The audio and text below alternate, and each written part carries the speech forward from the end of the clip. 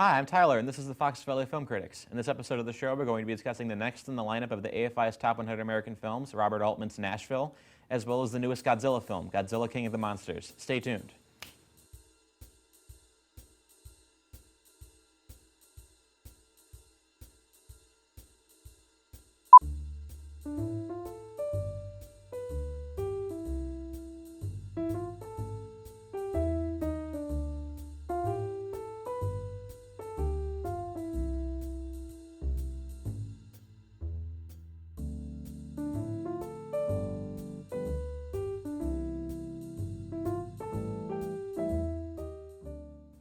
Hello and welcome to the show, brought to you by Groupthink Productions and FVTV. Joining us once again is our regular whipping boy, Terry. A new nickname every time. You're an amazing substitute. So. Thank you. I appreciate that. With all my heart. Thank you, thank you, thank you. So tell us your immense feelings about Robert Altman. Okay, so Robert Altman, I'll tell you, Robert Altman personally, I think he does deserve where he stands in the upper echelon of past directors. I think he's, when it comes in terms of filmmaking, character development, things like that, he's right on par with like the greats and deserves where he is. Now, Nashville is the second Altman movie I saw that at the end of it made me go, huh.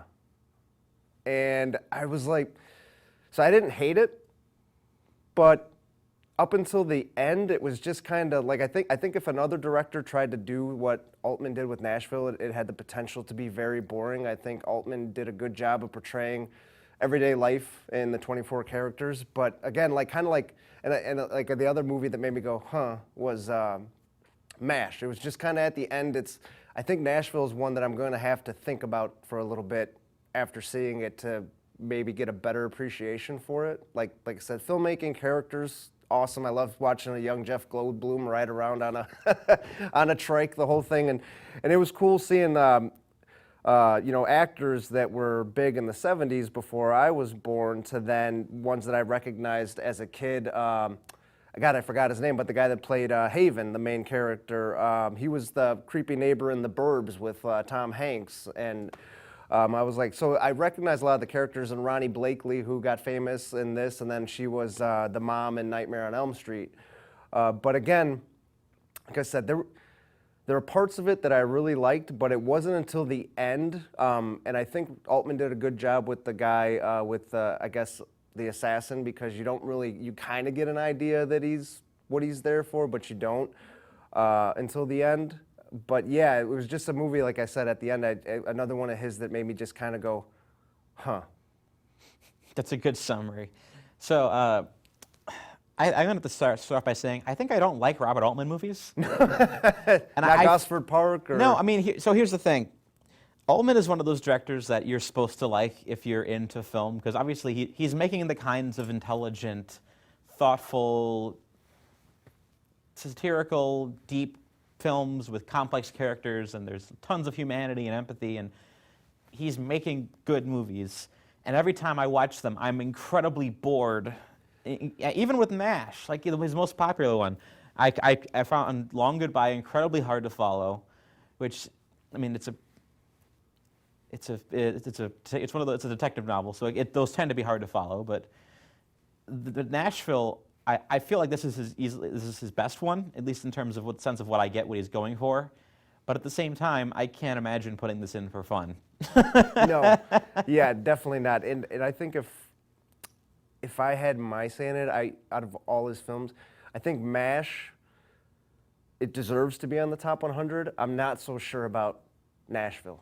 I think other than the end of Nashville, I guess, when things kind of come to fruition, if they do, I mean, mid-70s movies, they never really kind of came to fruition. It was all, like, I think Easy Rider kind of screwed that up for everybody, like an ending that just kind of like, where did that come from? I think this would be a movie I liked if I locked myself in a room for 36 hours with nothing but it. Yeah. And just memorized every second Tape your of it. eyelids open and yeah. Welcome to the DirecTV Help Network. Right, yes, of course.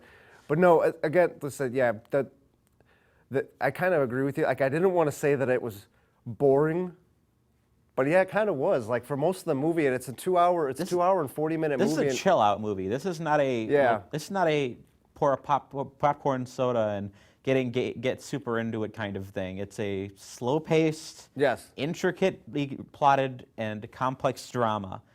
It is something you have to dedicate yourself to watching just because it demands to be watched. It's like Magnolia or something like that, where it's you dedicate to it because you respect it. And I think you made a good, with Magnolia, I think what makes Magnolia better is Magnolia had a better pace to it than Nashville.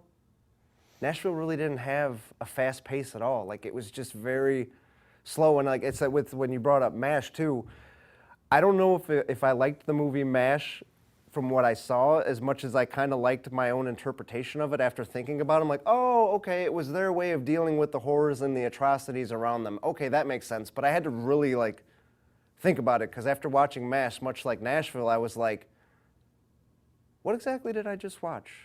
Like, I watched really good filmmaking, I watched a director at his prime, but what did I just watch? Well, it's clear what this movie is going for. It's a pastiche film. It's not a central character drama. It is a brief look into the lives of 24 people over the course of a few days at a big country music festival at this one small town in the middle of not a small town, in the middle of Nashville, Tennessee, and it wants to use these large, carefully plotted, interconnected stories to explore different ideas about what it was like to live in the 1970s when the American dream is dying, when there's political turmoil, when people feel at odds with each other, when people are still grappling with the idea of the American mythology, and that's all in there, and it's all baked in, and there's I could watch this 1,000 times, and I could probably like tell you every single way that like it builds these complex themes into its character arcs.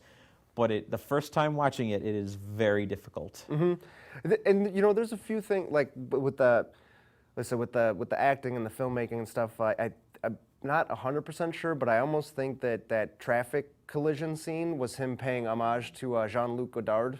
God, and I can't remember that famous. I should know that famous French film that he did. But you know the one where there was a traffic jam and he pans down all the cars and there's people. I think that is That's Fellini. And they're playing like was that Fellini? I thought that was Godard. Well, if I'm thinking of the one you're thinking of, it's the one where they're in a tunnel and the tunnel's filling up with smoke and guy jumps out of his car. No, this was a different. This was a Godard film where he's panning down a whole line of traffic, and it's like people are having a picnic in their cars, they're playing ball. Then there's like dead bodies laying there, and then he keeps moving on, and it's like that sounds like a Godard scene. So I think that I like that, and again, it was just if you're a fan of films and you watched like other films with a lot of these actors in, I mean, like Ned Beatty was in there, who was a pretty big. You got good performances, and it was interesting seeing the character that Shelley Duvall played, because I remember the first time I think I ever found out who Shelley Duvall was is when I watched The Shining, and her character of L.A. Joan in this was a lot different than her character in The Shining. So yeah, there was a lot of. I guess for nostalgia purposes, yeah, but like you said, it's just not one that you would be like, hey, come on over, we're watching Nashville. You know? Like you wouldn't have a movie night and premiere Nashville. Get all the bros together. Yeah, we're watching Nashville. Pop open the brewskis. Right, yeah. Yeah, you'd be like, gonna watch some Robert Altman films. Right, yeah, you get like one beer in and be like, can we watch something else? Like seriously, because yeah, it took a little bit to it's like I said, if it wasn't for talking about it, I might not have finished it. I was like, I probably was just like, I was like, I have to finish it so I can talk about it. But yeah, like it's definitely a movie you have to prep yourself to sit down and watch. I had to do it over 2 sittings because I just Same here. I couldn't get it done in one. It is a long freaking movie, like 2.5 hours or more. Yeah, and at the end of it. Well, we're not spoiling anything. At the end of it, when she gets shot and the main character, Haven, when he's up there saying, this is Nashville, this isn't Dallas, was he making a jab about, I know it was like kind of like the Kennedy assassination, but was he making a jab at the people of Dallas, or is that just his interpretation of how he feels the people of Nashville feel about themselves? It could be both. I mean, I think there's a lot of layers in his voice in that line. Yeah. It's like, I cannot believe this is happening. I can't believe this is happening in Nashville. I can't believe this is happening outside of Texas. I can't believe this. We're not the kind of place where like if someone is going to be involved in a political assassination. So I could read it a couple different ways, but there's definitely layers to that. And it was just kind of, this was, and again, like 70s movies, it ended in that bizarre way too, where it was like, and maybe it's just a sign of the times, maybe things were different back then. Maybe like if you saw somebody get shot in front of you at a live thing, you'd just go on with the music and keep clapping and singing, but that was weird. Well, I get the point is supposed to be that they don't know what to do, I think. Okay. At least that's my thought on it, because it's like, well, what do you do when this happens? If you've never seen a shooting before and someone, they cart the guy off, woman's on a stretcher, we don't know if she's dead or alive, Yeah. but like, where do you do? And then the woman comes up on stage and just starts singing, tries to get the crowd in better mood. So Which was weird. I know there's a lot of statements in that scene alone. Like, and it was that like the Kennedy assassination, and then it was like she gets shot, and then the woman, her character's name was Albuquerque, who was trying to sing the entire time, and each time she tried to sing, something would get in the way, and it took this woman, Barbara Jean getting shot for her to have her moment, which was weird because like she sang well, but you're kind of like, was that part, like what happened? like that's kind of like, that's why I said the end of it, I was just like, huh. mysteries for better film buffs than us. Yeah. That's all the time we have for this segment. Join us for the following segment. We'll be discussing Godzilla, King of the Monsters. Stay tuned.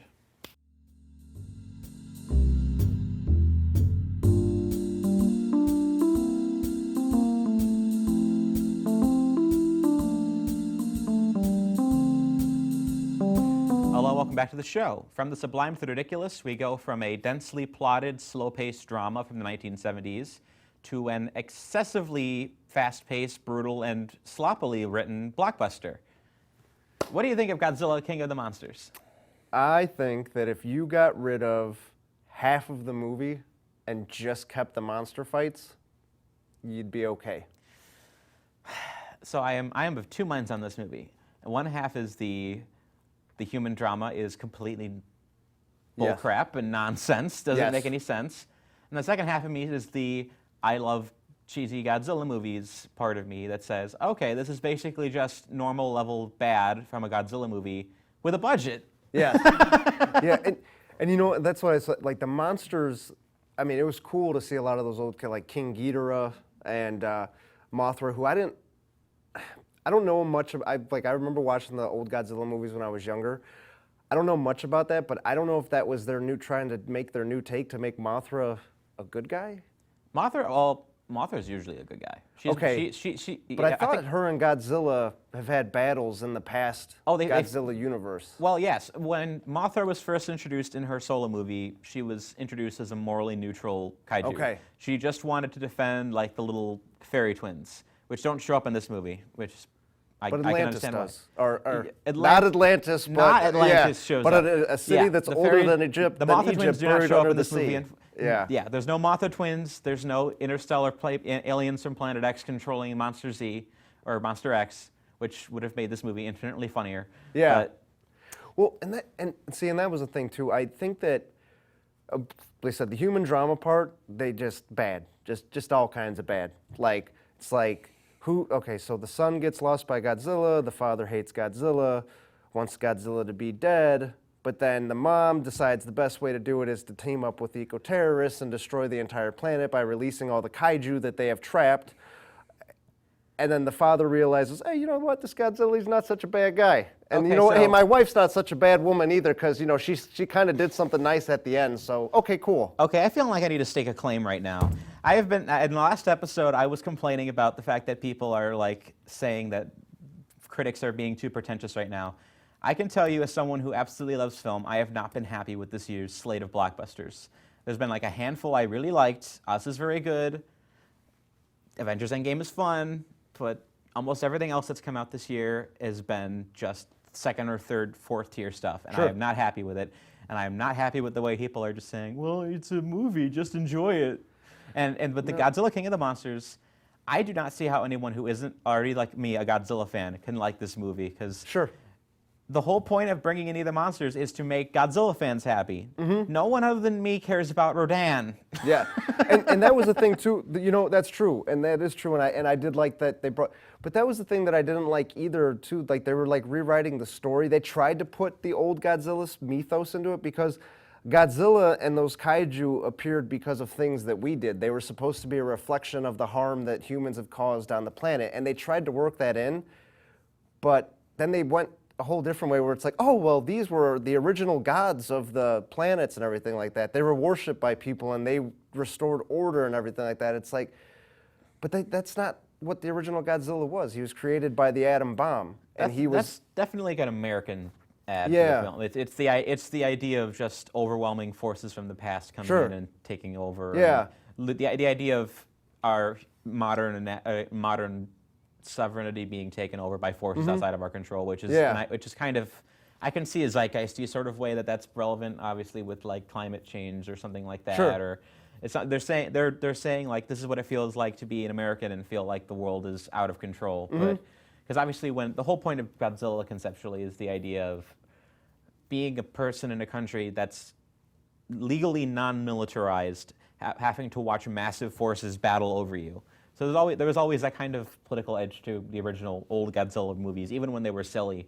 It's just the feeling that you were trapped between these massive things, and the idea that you could have some sort of Sure. level of control over it, even if it was minimal. With this, I don't mind the fact that they changed the nature of the kaiju, because obviously they're doing a completely different take. These are completely different versions of those characters. They've taken all of the funny, weird stuff out. So as I said, no Mothra twins, no aliens from Planet X. Most of the monsters don't have any sort of characterization now, other than Mothra. I think she gets probably the best like individual personality of all Sure. of the kaiju, at least the one that makes the most sense to me. But that really ends up being where the movie kind of falls for me, because like it's fun seeing ultra high definition like realizations of the characters from the movies, but that ends up being unsettling because Yeah. now you have to watch cities be like brutally destroyed. And I'm like, I was just rewatching Godzilla versus King Ghidorah the other day, and I'm like, oh man, the guy in the puppet suit's really doing a number on that train set. I mean, Right. like I don't feel suspense from that, but I'm Yeah. not supposed to. It's supposed to be silly. Yeah. And watching it here, it's just that it adds a whole weird layer of just, oh man, this is Man of Steel levels of carnage. And I think you make a good point with that too, because like you said, if you're a fan of the originals, then the monster battles you'll like, but I kind of wanted that campiness a little bit. Not the overtly silly that some of the older movies had, but just the like, I don't know, this was just more. This is like I miss kind of the campiness of the 50s and 60s kaiju films. They have to maintain this air about these movies. These are the serious takes. Like, this is what it would actually be like if a giant monster came out. Yeah. Like, I don't mind that so much, but I would like it more if they actually had a more consistent human drama in between it, because that's ultimately what gives stakes. Seeing cities destroyed is unsettling and kind of and really creepy, but I would, if I felt more of an emotional connection to this family in Ken Watanabe. Yeah. That would be where that would be how to really make it emotional. Like obviously seeing them get caught in between it isn't fun, but like Yeah, and just if you're not going to do a proper character arc, just phase them out altogether Yeah. and just let the monsters rampage for 20 minutes. I think that would have been better. I think like that and trying to, and the breaking up of the monsters to then go back to that human side of it was just kind of like. I think that they tried to make it like in the old ones, if I'm not mistaken, the monsters were more center stage, and it seems like with this new one, they're trying to make the humans outshine more than the monsters. Not really. They still put the focus on the human drama, but they were B movies, so it's less frustrating with those ones. Yeah, because Like, they're not. Yeah, that they're- makes sense. Yeah, I don't get mad at this like drive-in movie for having bad characters. Yeah, and or poor dialogue and just not a well-developed plot. Where it's like with this, they're Terrible. The Godzilla dubs. Yeah, and with this, So- they're trying to make like a unique human drama within this big monster thing, which like it just kind of, I don't know. I would say overall my frustration is just a level of what are you going for, and what is this in service to? Because obviously, just making a movie so you can see Godzilla fight King Ghidorah, it's a fine final boss fight for a movie. King Ghidorah is cool, but he also has no motivation at all. So he's just a weird alien space monster that comes down to Earth and being like, I'm going to fight you because you're the alpha. Yeah. And then Godzilla's like, no, you're not. I am the alpha now. Yeah. And they fight, and then Godzilla loses, so Godzilla has to get back and fight the alpha again and become the alpha. Hello, How to Train Your Dragon. Like, isn't that where they kind of got the alpha thing from? I'm trying to remember. I mean, the whole King of the Monsters thing is this. It's not pertinent to that. They might have actually just wholesale lifted that from How to Train Your Dragon. Yeah, because I don't remember that in any of the Godzilla things. Like the monsters just battled. Like they just kind of showed up and just battled. Godzilla's only difference from the other kaiju was just the fact that he was significantly more powerful than the other ones. That's the only difference. Like in Final Wars, he just wastes every single one of them because he's mad and just powerful. There's no like. He's not the king, literally. No. And like how they all bowed down to him at the end and everything like that. It's like, so are you saying like there can't be a Godzilla 3 now because he's basically... Yeah, but what are they going to do? Like, he's the king of the monsters. They're shooting it already. It's coming out in March. It's called Godzilla vs. Kong. So. Oh, yeah. They were making the Kong references throughout the movie. So I'm trying to think how they're going to do that because in reality... Well, I think they kind of imply from the post-credit scene that one of the kaiju comes back and it's going to be Godzilla's going to fight Kong to become the alpha. One of them might win, and then both of them have to team up together to fight the worst. I can't wait for those debates because it's still going on right now. Because in the film in the Godzilla universe, Godzilla's like this, and Kong is supposed to be like this. Well, they wrote themselves out of it with Kong Skull Island. Basically, was that the Kong species just grows indefinitely until they die. Oh, that's how they fix. That's how you fix that. Yeah. So the funny thing was originally there was an image someone created of like the actual size. What Kong actually is size-wise compared to Godzilla. And it was like a fake movie trailer for Kong versus Godzilla, and it was Kong just inside Godzilla's jaws holding it open. It's like, well, this is going to be a quick movie. Right. This is like Godzilla versus Bambi. Right?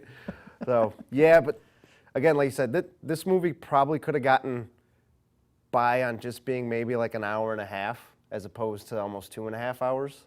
I think there was a lot left that could have been cut out of that. Yeah, 2019 movies suck, people. Join us for the final segment where Terry will be giving us his movie recommendation for the week.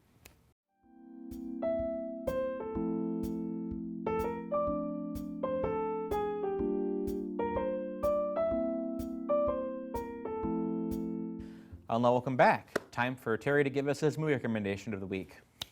We'll ratchet the silliness up more, but in a better way. So I'm actually going to plug one of the 3 movies, but I'll have to make homage to all 3 of them because it is a trilogy. But the original, The Naked Gun, is a movie that it's been on TV lately, and it's also one I'm going to put it in like one of the comedy classics because there was actually a time in the mid to late 80s to the early 90s that the comedy teaming of the Zucker brothers and Jim Abrams was like comic gold, like Airplane, most of the Naked Guns. But the original Naked Gun is still one of the best, and I think what makes it one of the best comedies ever is it's a mix of all the great things that make comedy. It's the one-liners, slapstick humor, and just the sight gags. I mean, this is a movie that I can still go back to and catch things that I missed from watching it years ago. And I mean, and even being younger, you miss a lot of the crude humor. But as you get older, they're fun to watch when your humor consciousness starts to expand and you start to get a lot of the jokes that you wouldn't normally get as a kid. It just makes it that much better. And even if you don't get the jokes, the sight gags alone are enough to make you laugh because it's like what makes them so great is it's not so much what's going on in front of you. You have to pay attention to what's going on behind you at all times in these movies too because there's always something funny going on. Leslie Nielsen, does great as Frank Drebin, the main character, serious actor that did the comedy role well. George Kennedy, who was Academy Award-winning actor, does comedy well. And then O.J. Simpson, before he was infamous, let's say. This is when he was famous, not infamous. Oops. Yeah. So, but no, the original Naked Gun is probably the best of the trilogy, just because it was so new and fresh when it first came out in 1988. God, I was 5. But if you're gonna, but again, the entire trilogy of the Naked Guns are definitely worth a watch because it's just, I still think they're some of the funniest comedies I've seen ever. One of the funny things about Leslie Nielsen was apparently they picked him for Airplane because he was notoriously like stiff. Yeah. So like they wanted someone who could be able to deliver all of his lines in that movie without like breaking. Surely So, you can't be serious. Like that's Shirley. Don't call me Shirley. Right. Well, that's the thing is that they tried to make him a straight comedy actor, and that's why all of the late Zucker brother films are just terribly ugly and bad looking and unfunny. Yeah, they were definitely at the height of their power, I guess their comedic power in the late 80s and early 90s. I don't remember when the Zucker brother phenomenon faded, but I just remember like towards the end, like just like lots of really bad parody movies. It was like you said, like it seemed like they were trying to recapture some of what they did with the Naked Guns and Airplane, and they just couldn't do it. Well, I mean, Airplane is obviously the masterpiece. Naked Gun almost as good. Mm-hmm. And then almost, were there any others in their filmography that were, like how many? What can you think of in their line that were good too? The one that they did with God, what is that one that's the spoof on Scream? Scary, not Scary Movie. They did, yeah. I don't know if Jim Abrams did it, but I think the Zucker brothers did the one with Charlie Sheen where like they made fun of signs and everything like that, and that had some pretty funny moments in it, like the sight gags where you start to see a little bit of their own stuff. And then, if I'm not mistaken, I know Jim Abrams did Abrahams. I keep saying Abrams. I think Jim Abrahams. He did. Did he do the one with? Did you ever see the? Where was a spoof on The Exorcist? I never did. I don't think so. Okay, and like Linda Blair played herself as the Exorcist, and like Leslie Nielsen was like he played the role of the old priest and everything, and that was actually got some humor. But no, these Airplane and the Naked Guns, that's pretty much, if you're gonna watch any Zucker brothers, Abraham's movie, that's where you need to go, because that's the gold. I remember I've shown Airplane to groups a couple of times, and every time we play it, it just kills. Oh yeah, because it's great. Oh yeah, yeah, and I think you're right. Like I said, the Naked. I'm trying to think. I think Airplane came out after Naked Gun, if I'm not mistaken. No, Airplane was like late 70s. Was it late 70s? Okay. That was right after Airport. So 77, yeah. So and you're right. Airplane was definitely probably their magnum opus. But funny thing is, very few people actually remember the movie Airplane was spoofing. That's all the time we have for this episode of the show. If you want to find past recordings of the show, you can do so on the Groupthink Productions YouTube page. You can follow me on Twitter at @IndieSocialCritI, that's critic without the C at the end. And you can find my written reviews at Geeks Under Grace and Legal Insurrection. I'm Tyler with the Fox Valley Film Critics. Have a wonderful day.